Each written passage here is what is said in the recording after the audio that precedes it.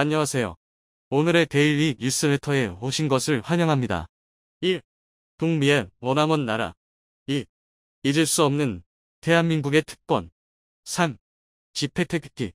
한번 진실을 알아봅시다. 쿠바는 카리브해에 위치한 성국으로 수도는 하바나입니다. 이 나라는 커뮤니스트 국가로서 사회주의 체제를 채택하고 있으며 오랫동안 미국의 경제 제재와 블로킹으로 인해 국제적으로 고립되어 있었습니다. 그러나 최근에는 외국인 관광객들의 증가와 함께 경제적 발전을 이루고 있습니다. 쿠바는 세계적으로 유명한 시가르와 람바다 춤으로 유명하며 그리고 섬 내부에는 매우 다양한 문화유산이 존재합니다. 통화는 국내에서 유통되는 현금의 역할을 합니다. 현금은 국민들이 상품을 구매하고 서비스를 이용하는 데 필요한 결제 수단입니다.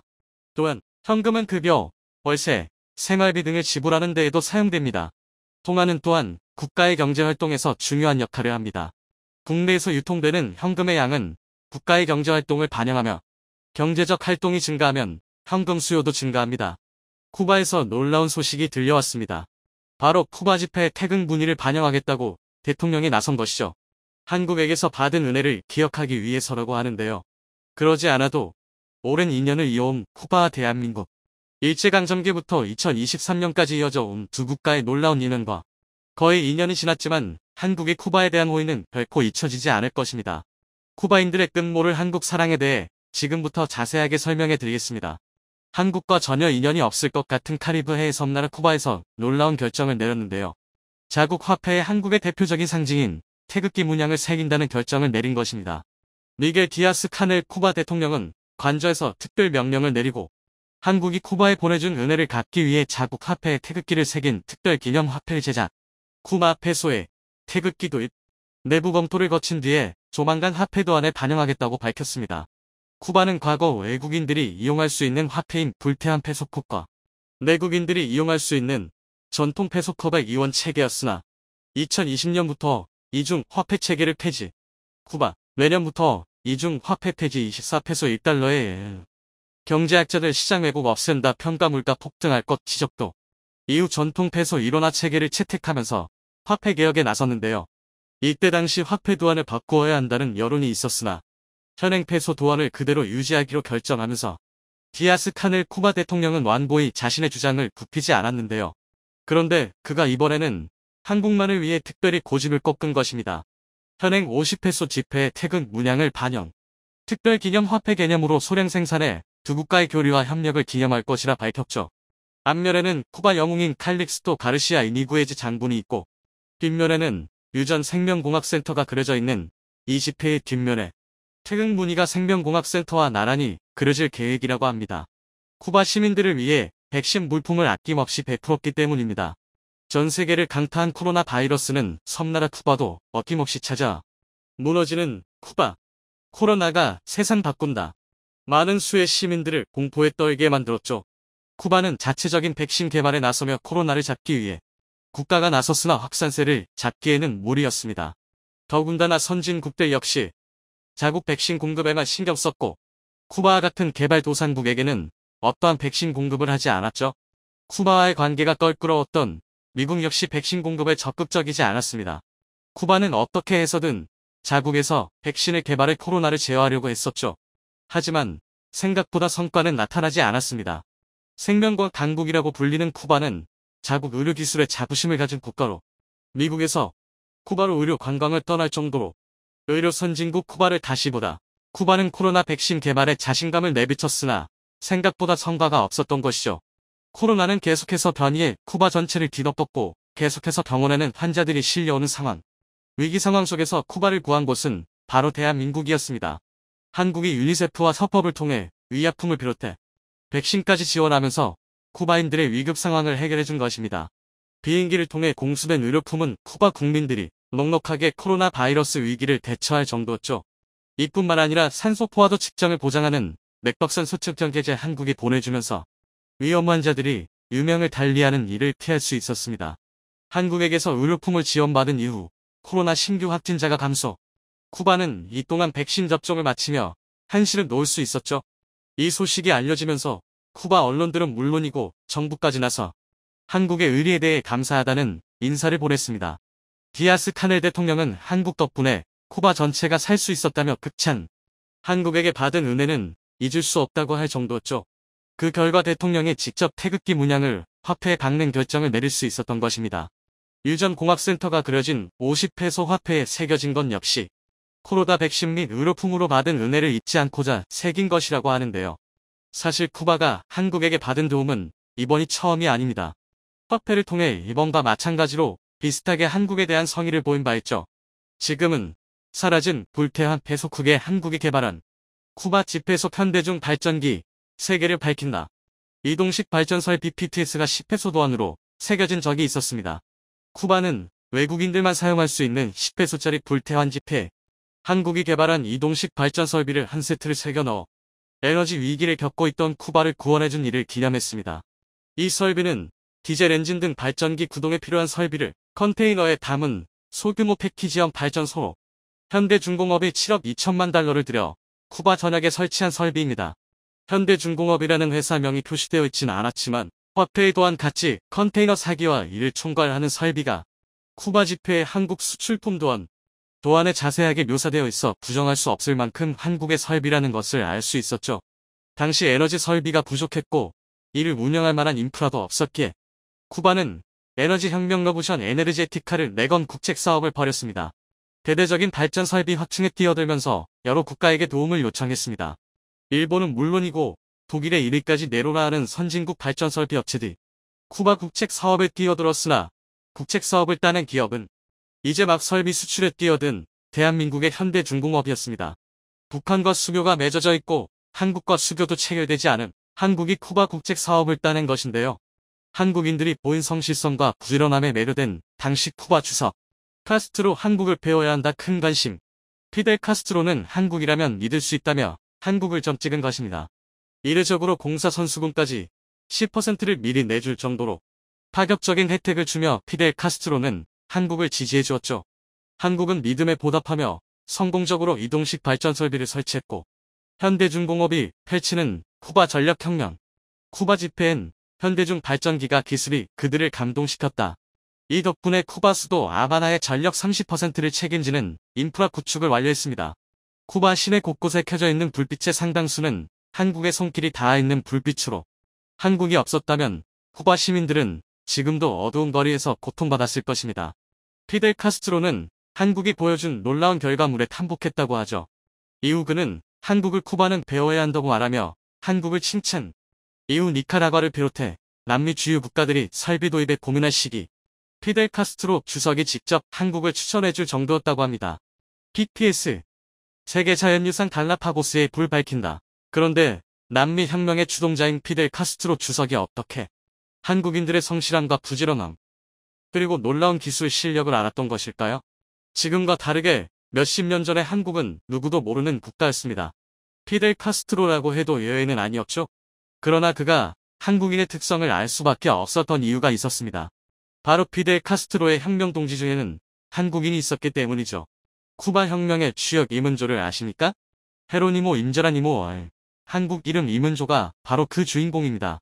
일제강점기 시절 돈을 벌 수 있다는 말에 속아 멕시코 행배를 탄 이문조의 아버지 임천택은 LA 캐뇽설란 농장으로 파란만장한 이주 스토리를 시작합니다. 그는 열악한 농장 생활을 견디면서 돈을 모았지만 그가 일하는 동안 고국은 일본의 식민지가 되었고 갈 곳이 없어진 그는 우연히 쿠바 소식을 듣게 됩니다. 돈을 더 벌 수 있다는 이야기에 쿠바 행배에 탑승했죠.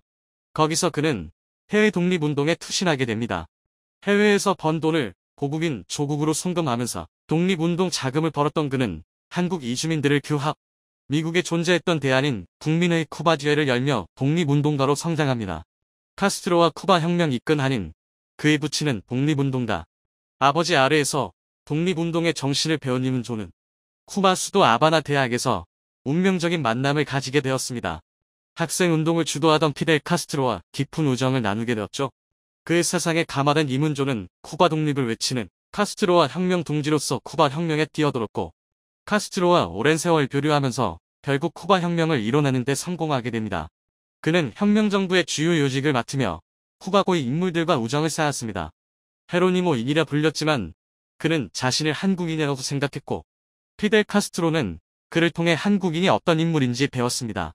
혁명을 위해 불살랐던 자신과 한국인들이 비슷하다고 생각했고 결국 이는 쿠바에서 한국인들이 활동할 수 있는 길을 열어주었습니다.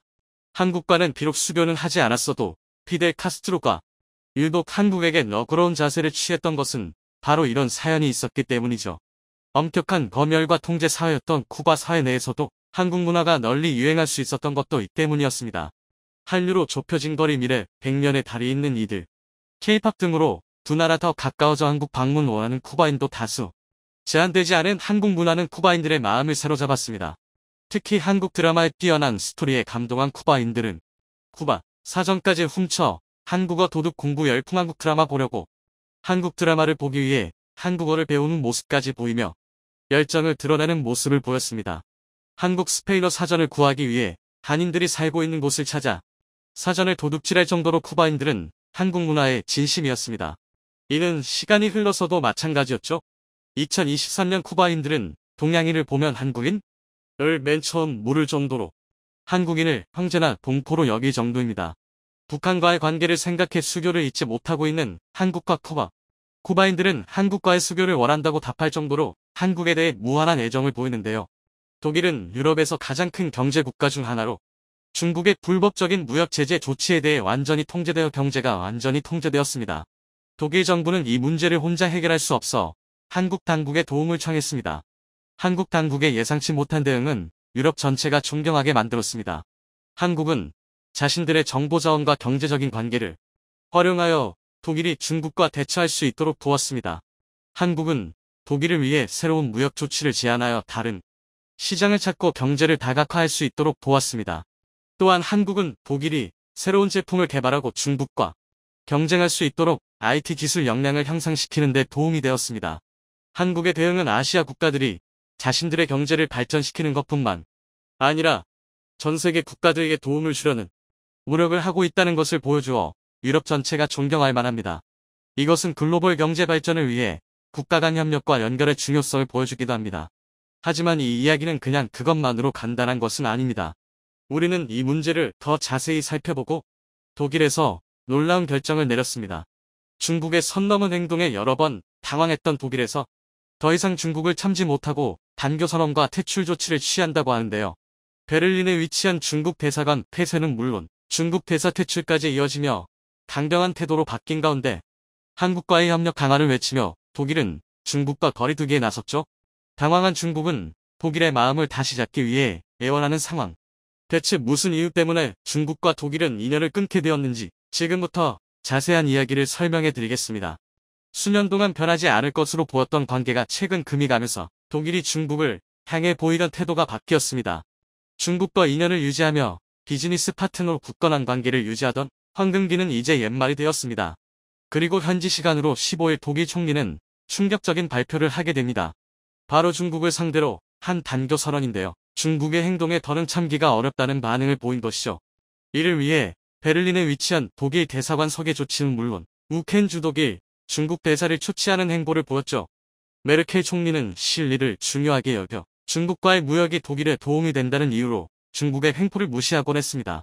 국제적인 중국 제재가 필요한 자리에서 메르켈은 중국과의 무역의 중요성을 강조하며 이에 대한 발언을 회피하거나 중국 기업의 독일 투자 유치를 위해 중국 기업인들을 초청하는 행사를 열는 등 중국인을 향해 열려 있었습니다.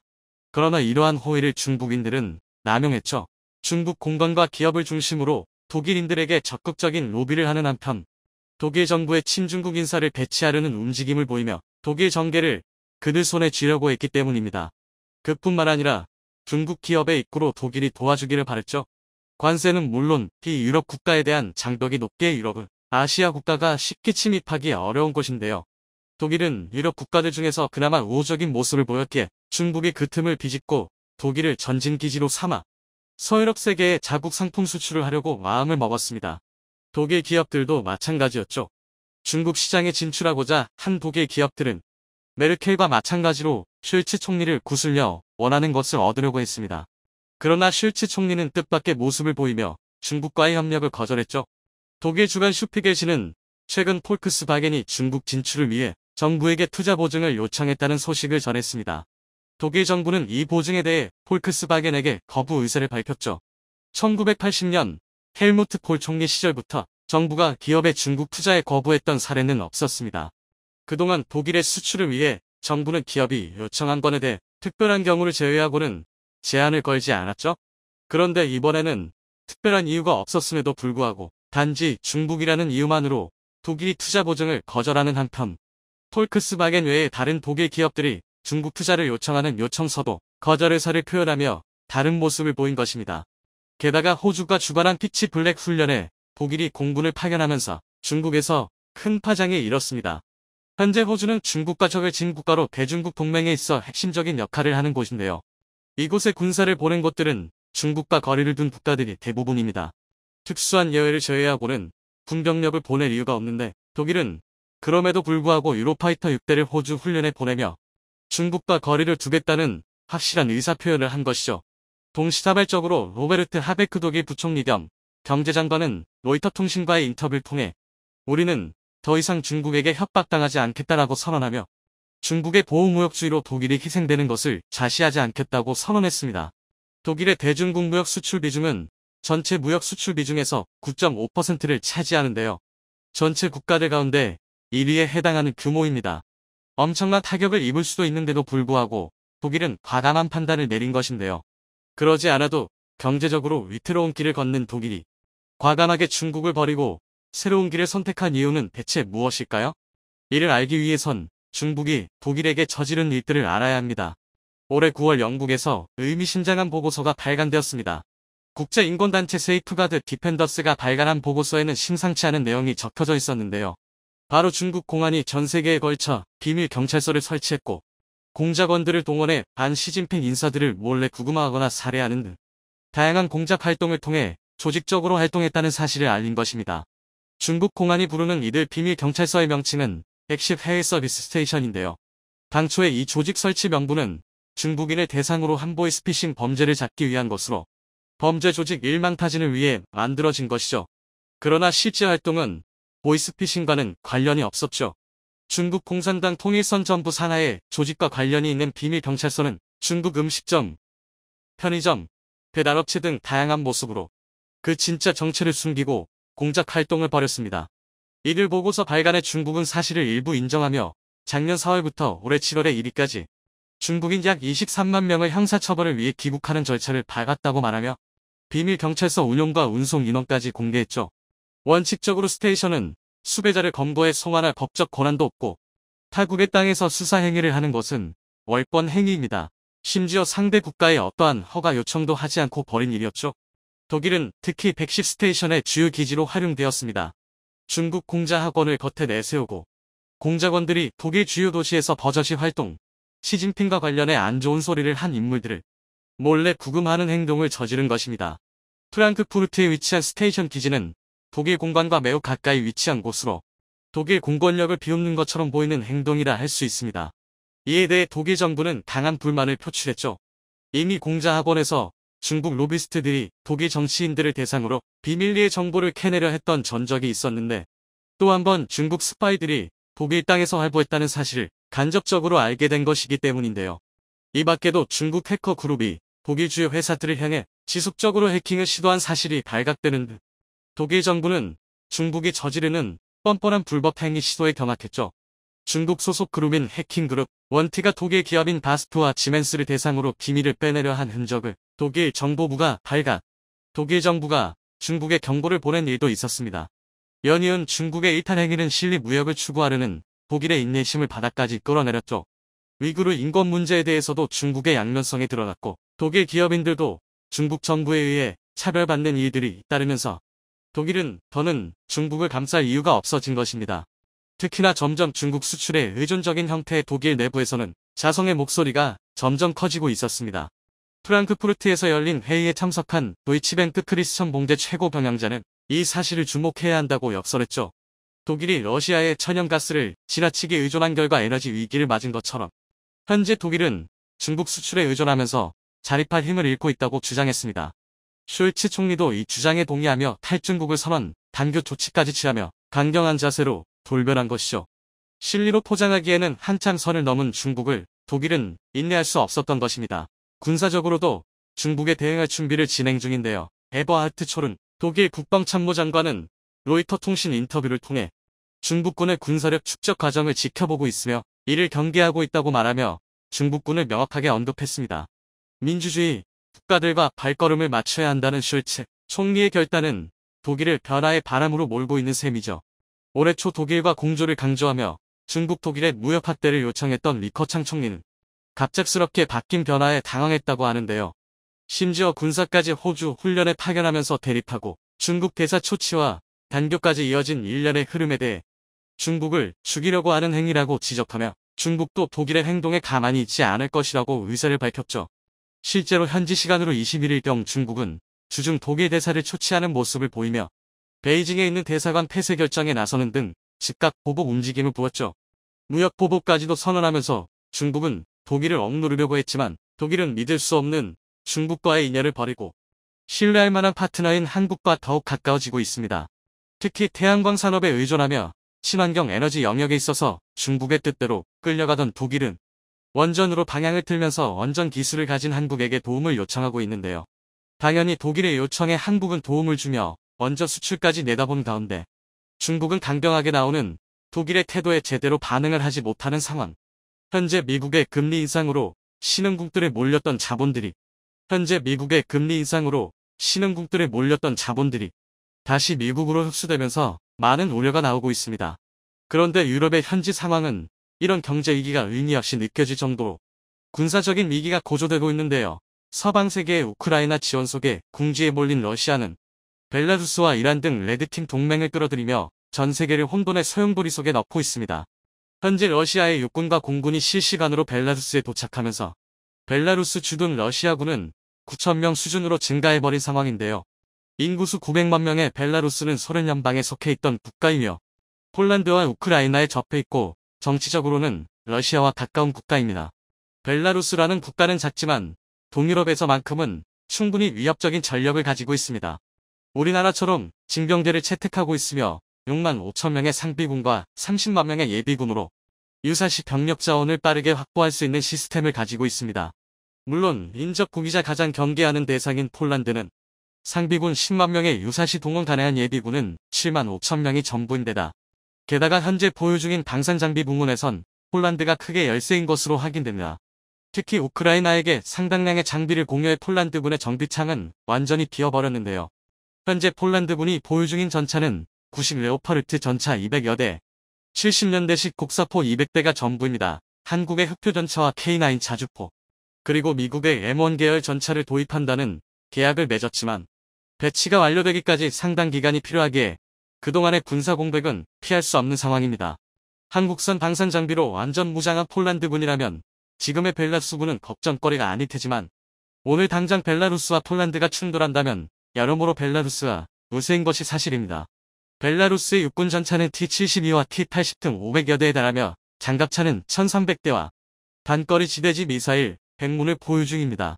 게다가 현대전에서 가장 필요한 장비인 다연장 로켓 MLRS는 무려 200문가량 확보하고 있고 자주포, 견인포, 박격포는 400문 이상 보유 중입니다. 현재의 폴란드와 비교해 군사장비 숫자와 화력에서 비교도 안 되는 막강한 규모를 자랑하고 있습니다. 벨라루스 자체만으로도 폴란드에게 위협적인데 거기에다 러시아군까지 벨라루스에 배치되었고 영국의 일간지 가디언은 벨라루스 공군 소속의 수호의 전투기에 러시아의 소형 전술핵을 탑재하도록 공동훈련을 진행 중이라는 소식을 전했습니다. 여기에 추가적으로 전술 핵탄두를 탑재 가능한 러시아의 이스칸데르 미사일을 벨라루스에 이전하는 방안이 제기될 정도로 러시아와 벨라루스의 핵공유 프로젝트는 급속도로 진행되고 있습니다. 이런 방식의 핵공유는 북대서양 조약기구 나토에서도 채택하고 있는 전략인데요.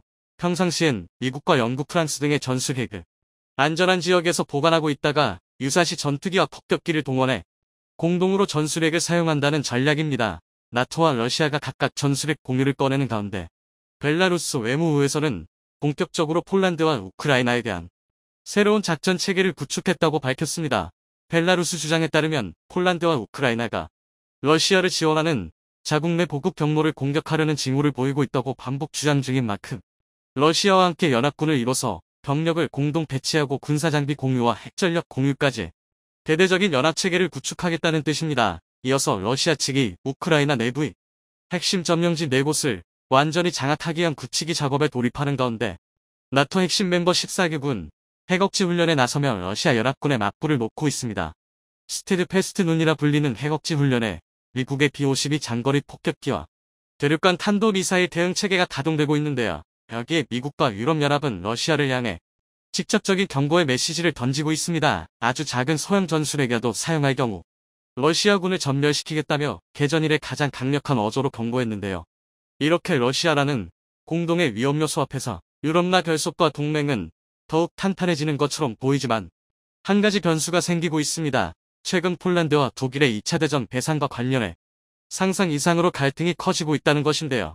2017년 폴란드의 집권여당에선 수백 명의 관련 전문가들로 구성된 2차 대전 피해배상위원회를 신설했고 독일의 침공으로 인해 폴란드가 입은 피해에 대해 구체적인 조사를 진행한 결과 5년이 지난 지금 결론이 나왔다는 것입니다. 폴란드 집권여당의 카친스키 대표는 1939년부터 1945년까지 나치 독일로부터 입은 피해는 폴란드 국민 600만 명의 인적 자원 손실과 산업 기반 시설, 그리고 역사적 영토 손실 등 8천억 유로, 우리 돈 1100조 원에 달한다고 밝혔습니다. 여기에 마테우슈 폴란드 총리는 단순히 물적인 피해는 물론이고 현재까지 폴란드고 소련에 합병돼도 원인을 제공한 쪽은 독일이라며 이는 돈으로 가치를 매길 수 없지만 1750조 원의 배상이 필요하다고 주장했습니다. 그런데 독일 측은 폴란드의 이런 주장에 이미 과거의 얘기가 끝난 문제라는 입장입니다. 독일의 외교부 대변인 측은 이미 폴란드는 소련의 영향권에 있던 1953년 당시 소련과 동독의 배상 면제 협정에 따라 동독으로부터 배상받을 권리를 포기했다고 주장했습니다. 하지만 폴란드의 입장은 다른데요.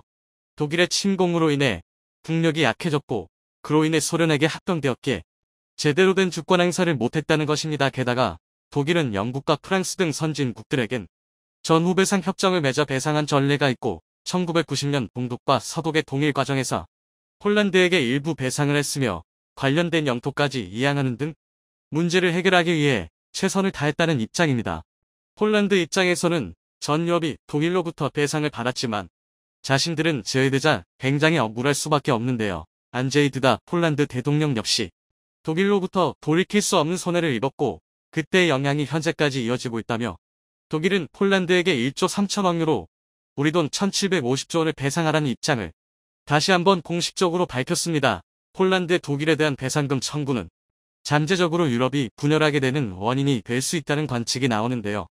폴란드의 1년 국가 예산은 150조 원 수준인 것을 감안하면 이번에 독일에 요청한 배상금은 12년치 국가 예산에 해당합니다. 특히 독일과 폴란드는 인접해 있는 국가이기에 최근 폴란드가 독일제 무기 구매를 취소하고 한국과 미국산 장비를 끌어모은다는 점에서 독일 역시 긴장할 수밖에 없는데요. 지금은 러시아를 향하고 있는 것처럼 보이는 폴란드의 군사장비가 배상금을 주지 않는다는 이유로 언제든 독일 자신을 향해 올지 모르기 때문입니다. 이 밖에도 군사적으로 힘을 기른 폴란드는 독일을 압박하기 위해 새로운 정치적 태도를 보일 수 있습니다. 한 가지 예를 들면 같은 나토 형국인 터키처럼 러시아와 협력하는 분위기를 만들면 폴란드와 국경을 맞댄 독일과 유럽은 큰 혼란에 빠질 수밖에 없다는 것인데요. 물론 폴란드와 러시아는 극과 극의 관계라 이런 일이 일어날 가능성이 매우 희박하지만 독일과 유럽을 압박해 전후 배상금 확보라는 결과를 이뤄내기 위해선 이런 식의 선택 또한 할 수 있는 가능성이 있습니다. 폴란드가 전후 83년 만에 이런 결론을 내린 이유가 있습니다. 폴란드는 에너지 자원 강국도 아니고 이렇다 할 제조업 기술력도 없으며 오로지 인적 자원밖에 없는 국가입니다.